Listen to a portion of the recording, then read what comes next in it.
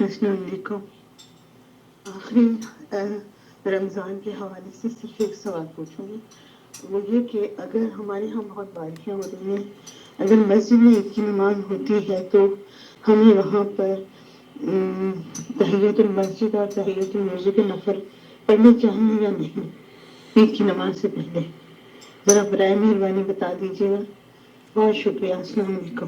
وعلیکم السلام ورحمۃ اللہ وبرکاتہ. سب سے پہلی بات تو یہ کہ رمضان کے مسائل ہوں، رمضان کا آخر ہو یا شوال کی ابتدا ہو، ہمارے چینل پر آپ کبھی بھی اپنے دینی سوالات بھیج کر علمی پیاس بجھا سکتی ہیں. آپ سے صرف اتنی سی درخواست ہے کہ آپ ریگولر بیسس پر ہمارے چینل کو دیکھیں، اور سعودی عرب کے کبار علماء اور مشائخ کے فتاوی جات اگر آپ آسان اردو زبان میں سمجھنا اور سننا چاہتے ہیں تو ہمیں وائس میسج ریکارڈ کر کے بھیج دیجئے. ہم فیس بک اور یوٹیوب پر آپ کی خدمت میں سوالوں کے جوابات لے کر حاضر ہوتے رہیں گے. دوستو، بھائیوں اور بہنوں، نماز عید سے پہلے تحیۃ المسجد پڑھنے کا مسئلہ علماء کے درمیان انہوں نے تفصیل سے بیان کیا ہے، اور اس میں مسجد اور عیدگاہ کھلے میدان کا فرق سمجھنا بے حد ضروری ہے. مفتی مملکت سعودی عرب شیخ عبدالعزیز بن باز سے بھی یہی پوچھا گیا تو انہوں نے بھی یہی کہا کہ پہلی بات یہ ہے کہ عیدگاہ یعنی کھلے میدان میں جہاں نماز عید ادا کی جاتی ہے وہاں نبی کریم صلی اللہ علیہ وسلم سے کوئی نفل نماز پڑھنا ثابت نہیں ہے.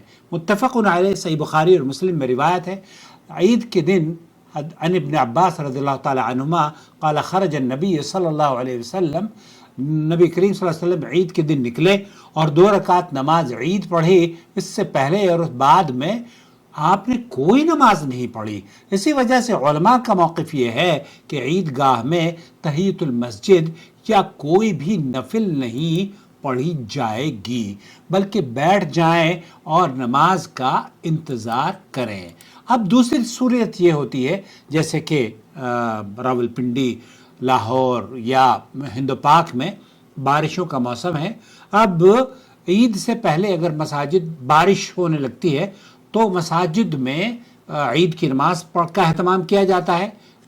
وہاں جو بڑے عیدگاہ ہوتے ہیں ان عیدگاہوں پر مساجد میں منتقل ہو جاتا ہے. عیدگاہ میں نماز نہ پڑھ کر مسجدوں میں نماز پڑھی جاتی ہے. تو ایسی صورت میں جب آپ مسجد میں داخل ہوتے ہیں تو اس حدیث کے مطابق اذا دخل احدکم المسجد فلا یجلس حتی یصلی رکعتین، صحیح بخاری اور مسلم کی یہ حدیث، جب تم میں سے کوئی مسجد میں داخل ہو تو وہ نہ بیٹھے جب تک 2 رکعت نماز نہ پڑھ لے. یہاں آپ عیدگاہ ایک الگ حکم رکھتی ہے. شیخ ابن باز نے بھی یہی فرمایا کہ عیدگاہ کا جو حکم ہے، انہوں نے پوچھا تحیۃ المسجد مصلی العید میں یا مسجد میں تحیۃ المسجد پڑھنا کیسا ہے، یا تحیۃ الوضو. اس کا حکم بھی دیکھیے، کچھ نمازیں اسباب کے ساتھ جڑی ہوئی ہیں. جب آپ وضو کریں گی آپ تحیۃ الوضو کبھی بھی پڑھ سکتی ہیں. جب آپ مسجد میں داخل ہوں گی آپ تحیۃ المسجد کبھی بھی پڑھ سکتی ہیں. یہی شیخ ابن باز نے بھی فرمایا. پہلی بات تو یہ جان لیجئے کہ مصلی العید لیس لہ تحیہ، جو عیدگاہ ہے اس کی تحیۃ المسجد نہیں ہوتی، تحیۃ العیدگاہ نہیں ہوتی.